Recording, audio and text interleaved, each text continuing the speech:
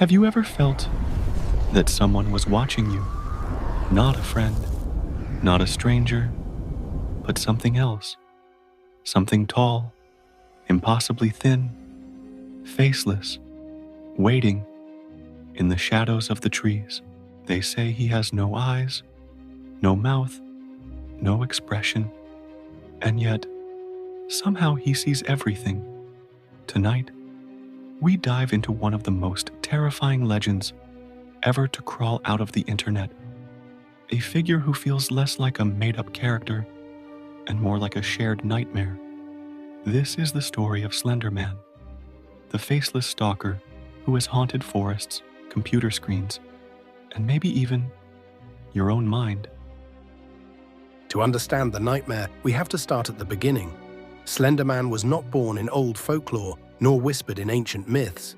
He was created online, in 2009, on a forum called Something Awful. A user named Victor Surge, real name Eric Knudsen, posted eerie black and white photoshopped images. In these pictures, ordinary children played happily, but lurking in the background was something tall, thin, faceless. The captions beneath the photos suggested horrifying stories. Children disappearing, families lost, all tied back to the faceless man in black. And just like that, an internet legend was born. What began as a piece of creepypasta, horror stories shared online, spread like wildfire. Slender Man leapt from forum posts to fan art, YouTube videos, even video games. Unlike other monsters, his story wasn't fixed. He grew with every retelling, every new detail, every new sighting, every new video, made him feel less like fiction and more like reality. So, what does Slender Man look like? He is tall, unnaturally tall, often said to be 7, 8, sometimes even 9 feet. His body is impossibly thin, his arms long enough to touch the ground. Some say those arms stretch into black, twisting tendrils that writhe and reach like the branches of dead trees. His face is the worst part. There isn't one, no eyes, no mouth, just smooth, pale skin. Always dressed in a black suit, he appears like a grotesque parody of a man, human enough to trick the eye, but wrong enough to freeze the soul. He doesn't run. He doesn't chase. He waits, lurks. And when you notice him, it's already too late. People describe an overwhelming dread when he is near. Headaches, nosebleeds, paranoia. Some victims claim they hear whispers or lose track of time. Others describe blackouts, memory loss, and a terrible sickness known online as the Slender Sickness. Slender Man doesn't just frighten, he infects. The more you learn about him, the more you see him. Lurking in your dreams, appearing in the corner of your eye, watching from a window. Psychologists call this the power of suggestion. When a story spreads far enough, when enough people believe, the mind begins to play tricks. But believers have a darker theory. Slender Man is what's called a tulpa, a creature born from belief itself. The more we talk about him, the more we imagine him, the stronger he becomes.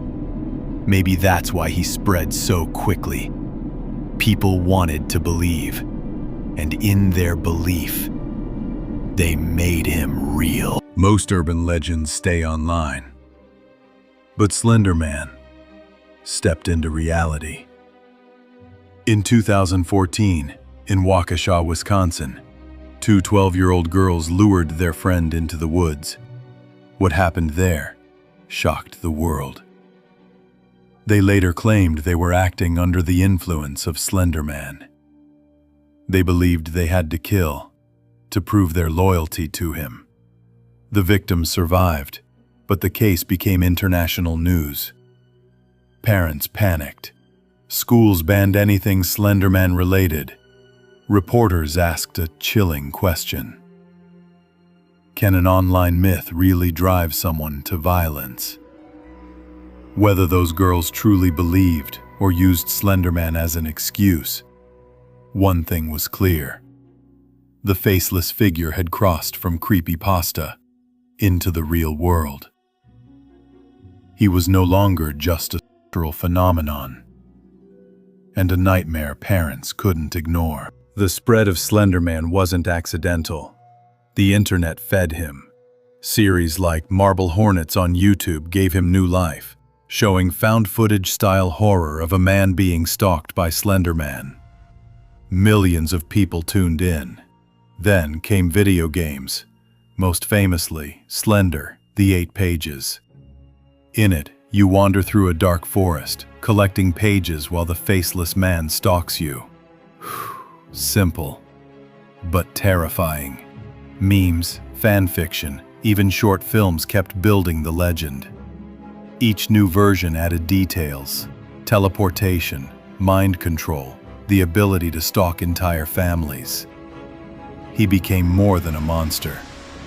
He became the internet's first great modern myth.